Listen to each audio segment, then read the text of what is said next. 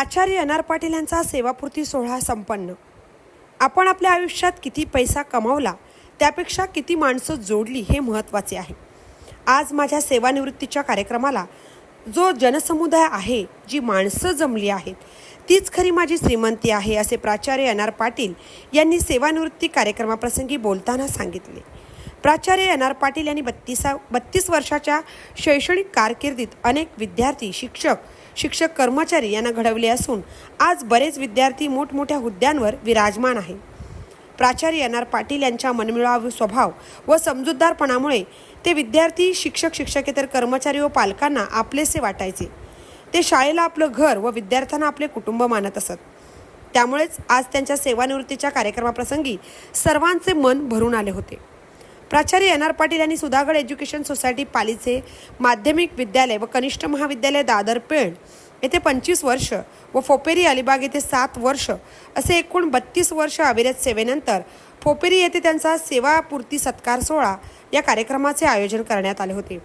यावेळी शाळा व्यवस्थापन समितीचे अध्यक्ष जगन्नाथ पाटील, सुएसओ पालीचे सचिव रविकांत घोसाळकर, सुएसओ पालीचे संचालक राजेंद्र पालवे, आंबा बागायत संघटनेचे महाराष्ट्र राज्य अध्यक्ष Chandrakant Mokal, Rajabhau Gavan, Kirtibai Shah, Vasudev Patil, Alpesh Patil, Mali sir, Rajput sir, P L. Gaikwad, D D. Gaikwad, Kanchan Bhure, Charulata Patil आदींसह अनेक हायस्कूलमधील शिक्षकेतर कर्मचारी, नातेवाईक, मित्रपरिवार, आजी माजी विद्यार्थी तसेच दादर, रावे, सोनखर, कळंबोली, पोयंजे, पाली, तीनविरा, कुरुळ, शिरडोण हायस्कूलमधील शिक्षकेतर कर्मचारी मोठ्या संख्येने उपस्थित राहून प्राचार्य एन.आर. पाटील यांना त्यांनी शुभेच्छा दिल्या।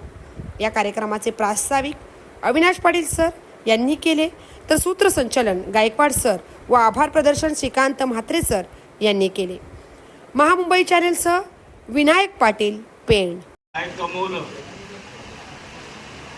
किती पैसा कमवला, त्याच्यापेक्षा किती माणसं जोडली, किती माणसं जमवली, हा महत्त्वाचा मुद्दा आहे। कारण आज माझ्यासमोर जो जनसमुदाय आहे, जी माणसं आहेत, ही खरी माझी श्रीमंती आहे। पैसा सर्वस्व नाही, माणसंही सर्वस्व आहे। माणसाने माणसासारखं जगा। आज शिक्षक पेशामध्ये सेवा करताना आनंद वाटतो, खूप वातावरण सुंदर वाटतो। परंतु शिक्षण क्षेत्रामधून ज्यावेळी आपली नाळ तुटतो त्यावेळी आपण हतबल होतो। पण त्या गोष्टीचा विचार न करता सतत या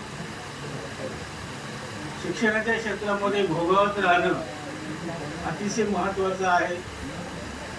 कारण माझ्या 2च शाळा दादर आणि रावे, फोपेरी, आणि तिथं मी माणसं जोडली, प्रेमाची माणसं जोडली। वेळेप्रसंगी कधी पण हाक मारा, मी इथे येऊ शकेल, येणं आणि शाळेचं काम करण्यासाठी प्रयत्न करणं आणि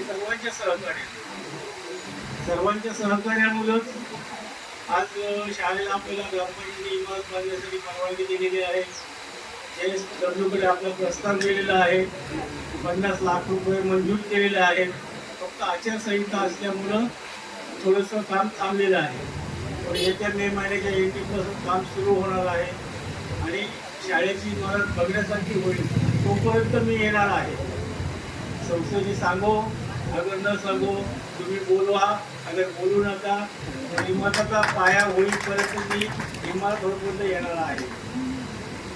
कारण मला खूप प्रेम मिळलं इथे, आणि दादरला प्रेम मिळालं असं भाग नाही, माझा गावच होता तो, आणि माझे नातेवाईक सगळं काही तिथंच होतं, त्याच्यामध्ये प्रेम मिळाला।